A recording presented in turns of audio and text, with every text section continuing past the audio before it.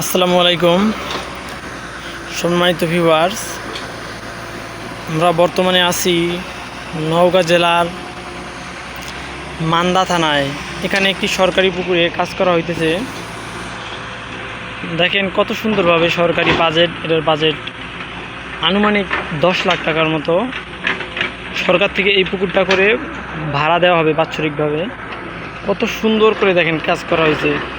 ইঞ্জিনিয়ারের মাপ অনুযায়ী তলা থাকবে খুবই সমান, পারগুলো যেভাবে যে মাপের স্লোপ দেওয়া দরকার সেইভাবে দিতে হবে।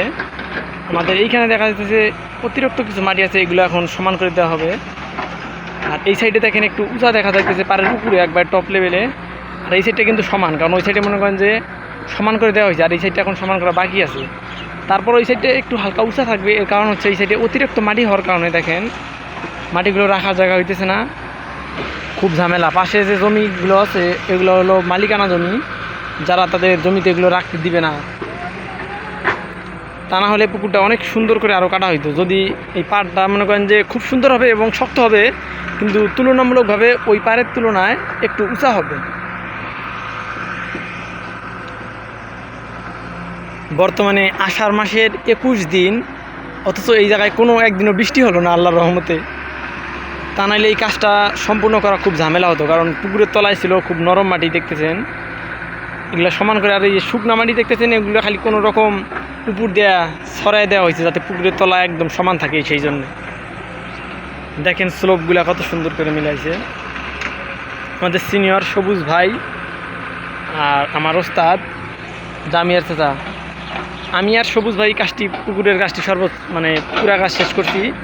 আজকে আমার জামিয়ার চাচা আসলো, তার বাসায় সমস্যা থাকার কারণে বাসায় গিয়েছিল।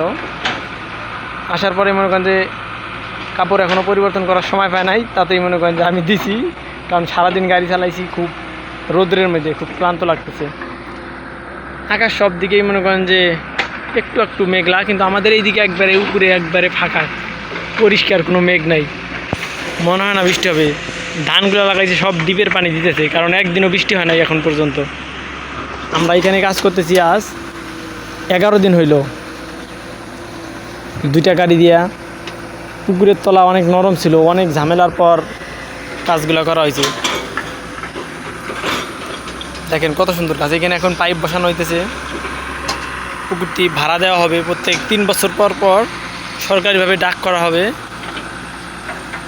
মাছ চাষের জন্য একদম আদর্শ উপযুক্ত পুকুর। আর এই মাটিগুলো খুব শক্ত, লাল মাটি, সাদা মাটি, এগুলো খুবই শক্ত, এঁটেল মাটি, যার কারণে পুকুর সহজে পার ভাঙবে না। আর এই চতুর্দিকে বিলের মাঝখানে দেখেন রাস্তা কত দূর। এই জায়গাটাই সব থেকে উঁচু জায়গা। এই জায়গায় এমনিতেও পানি সহজে উঠে না। আর যে উঁচা সুন্দর পার হয়েছে, পার কমপক্ষে যে পার হয়েছে 20 বছরে কাজ করা লাগবে না। 20 বছর, কারণ এখানে 3টা স্লোপ দেওয়া হয়েছে। দেখেন পার ভাঙার কোনো সম্ভাবনা নয়, তার মধ্যে মাটি অনেক ভালো। এটা আমার ভাতিজা চালাইতেছে নাইম। এখানে একজন লোক রাখছে, উনি যেখানে একটু সামান্য উঁচু নিচে থাকে এই জায়গাগুলো সমান করে দেয়। আর এখানে দেখেন পানি যদি বৃষ্টির কারণে পানি বাঁধে, তাহলে পানি নিষ্কাশন করার জন্য এই মেশিনটা আনা হয়েছিল পেট্রোলের, অথচ একদিনও কাজে লাগানো হয় না এখনও, কারণ আল্লাহ রহমতে একদিনও বৃষ্টি হয় না। হয়তো বা 2-1 বৃষ্টি হবে, আবহাওয়াতে দেখাচ্ছে। যাই হোক, আমাদের কাজ শেষের পর বৃষ্টি হলেও আর কোনো সমস্যা নাই। দেখেন কত সুন্দর ফিনিশিংয়ের কাজ।